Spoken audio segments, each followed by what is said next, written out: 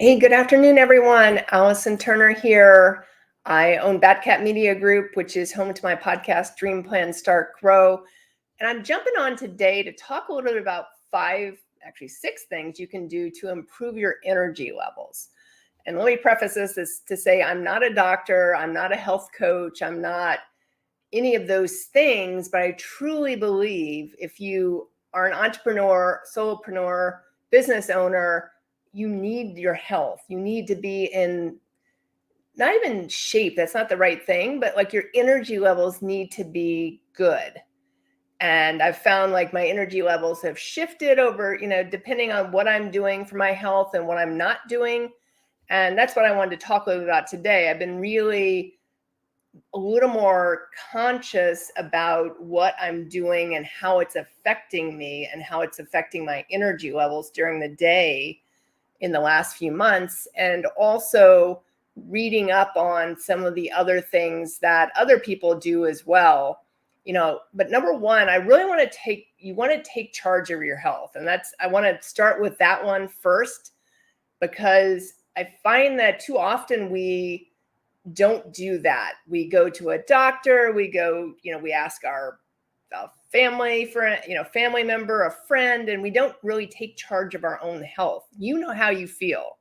You are the best person to know how you feel, what's going on with your body, how you feel, what all those different things. And obviously doctors are good to diagnose things, but why not be proactive with your health, right? Why not, and before you get to that point of illness, because unfortunately, in my opinion, our healthcare system in this country, in the United States, is really a sick care system, because insurance doesn't pay for preventative medicine, with the exception of, the women's stuff that we do.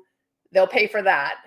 And maybe there's some men's stuff as well. So they'll pay for certain things, like if you have pre-existing conditions not pre-existing, but if you have a family history of things, sometimes they'll pay for that. But a lot of times, there's lots of health insurances that don't pay for chiropractic, for example.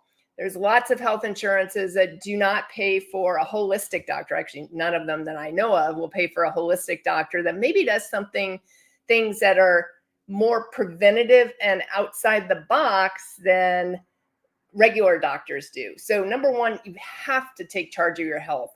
Like, do research on your own. I'm not saying don't go to doctors. Do whatever is best for you. I mean, I just made an appointment with a holistic doctor. I've always done the regular medical stuff and I've felt good doing it. But I, again, have been reading up on things. I've been really looking at things. And that's why I made the appointment with the holistic doctor, because I really want to be more preventative at this stage in my life than not preventative. Because once you get sick, your energy levels go down. It affects everything that you're doing in your life, your family, your everything. So health is wealth. That's my number one thing. Health is wealth. So if you don't have your health, you really have nothing, because it impacts everything. It impacts you getting up in the morning. It impacts you doing things during the day. If you own a business, if you work for someone else, whatever it is, it impacts everything. So health is wealth. So number two, make sure you're doing some kind of regular exercise. I'm not going to tell you what to do.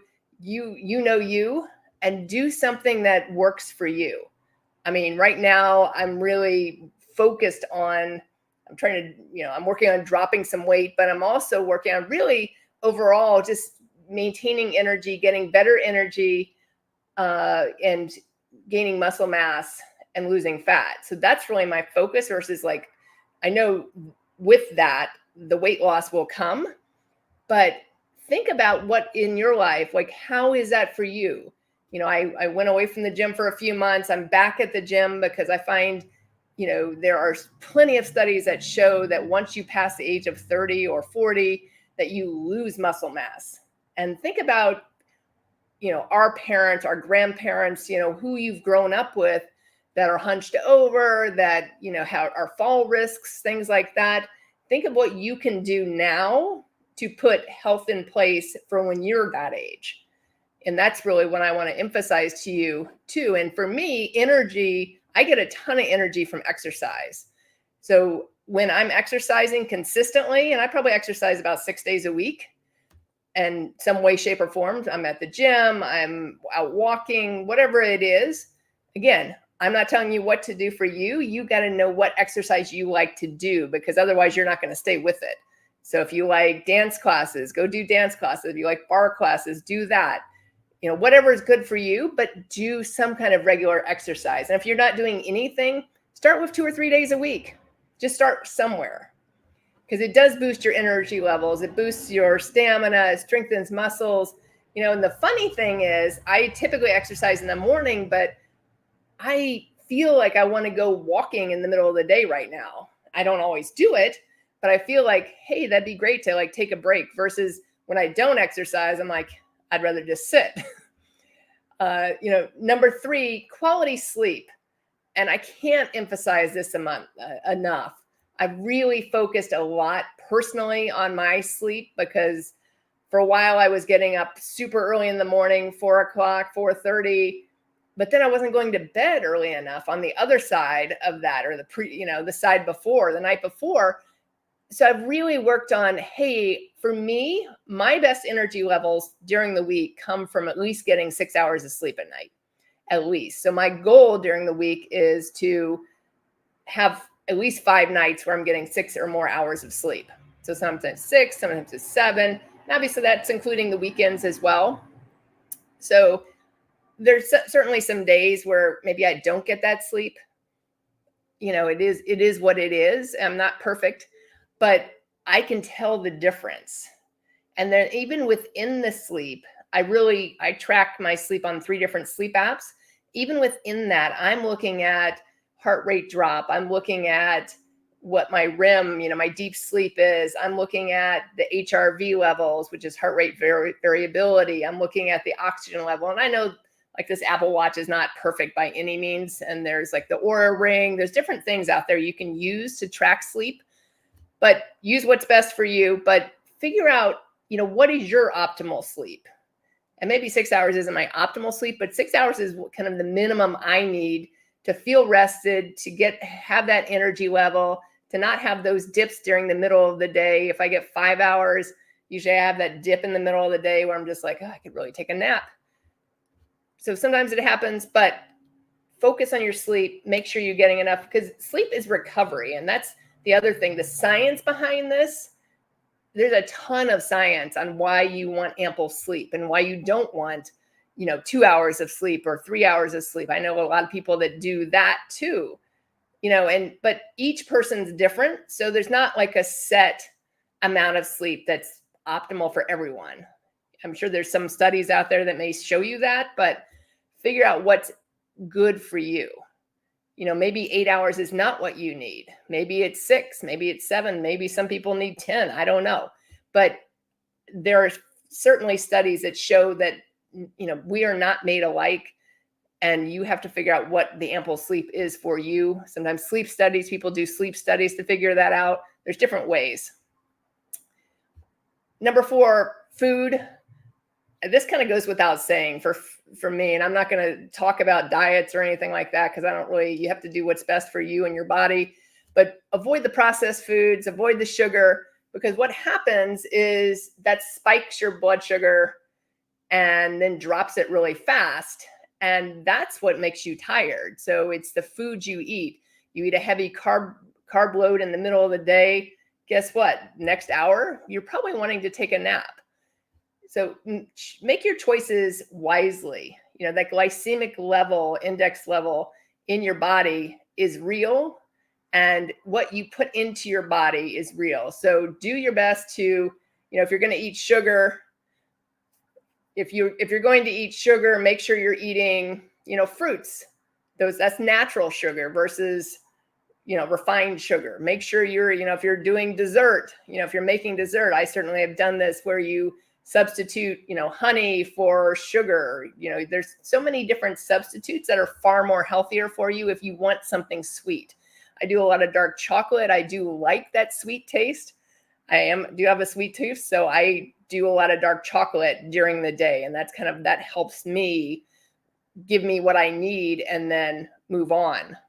Hey, Marky, thanks for jumping on here.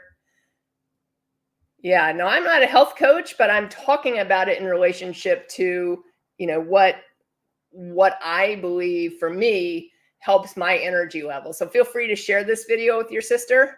And I could certainly recommend, I know health coaches and I know people that work with people. So you can reach out to me as well. You can reach out to me through badcatmedia.com, and I'm happy to connect you with some other people that really focus in on this. Number 5, hydration. So staying well hydrated. I mean, too many of us, and I love my coffee. Don't get me wrong. I'm a big coffee drinker. I usually have at least 2 cups a day, and those are pretty big cups. So, but make sure you're hydrating with water. So my goal, and I track water every day, my goal is to get at least 64 ounces of water. So that's half a gallon. So at least 64 ounces of water. I have read studies that say you should get like half your body weight in water. I've seen various things on that, but my goal is half a gallon. And sometimes it's 64 ounces, sometimes it's 70, sometimes I hit the 80 section. Sometimes I go all the way up to the gallon side, but figure out again what works for you. And word to the wise, don't drink it all right before you go to bed. Sometimes I do that, and that's the kiss of death for good sleep. And then finally, stress reduction. So stress reduction for me is I do some biohacking through something called BrainTap. So it's a headset I wear with some meditations and some lights and certain rhythms in it. But figure out what works for you. Mindfulness, meditation, yoga, all those things can work in, breathing exercises. Because I find if I do breathing exercises with that biohacking right before I go to bed, it improves my sleep level. So figure out what works for you there. And because chronic stress can age you like nothing else. So if you're not taking care of yourself, and that goes back to my first point of take charge of your health. So chronic stress can age you like nothing else. So make sure you're taking charge of your health. Make sure you're asking questions. Make sure that you are doing what you can proactively do to improve your health, improve your energy levels, and things like that, versus, just referring to the medical professionals of doctors or, and again, nothing against doctors, but most of them don't take that many hours in nutrition classes, those types of things. They're really treating disease versus, unless you're seeing a holistic doctor. So I hope everyone's enjoyed this today. Feel free to leave me a comment. What works for you? Like, what's your best thing to improve your energy levels? Because I think ultimately that's, whether you're a business owner, whether you're a parent, especially all those stay-at-home moms out there who need all that energy.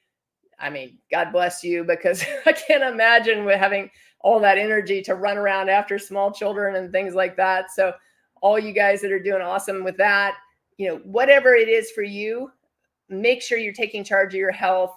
Share this with anyone else. Please drop a comment. Let me know what works for you as far as your energy levels. What helps improve things for you? Is it exercise? Is it your diet? Is it your sleep? Is it a combination of things? And I hope you have a great rest of your day, and I will talk to you again soon. Bye for now.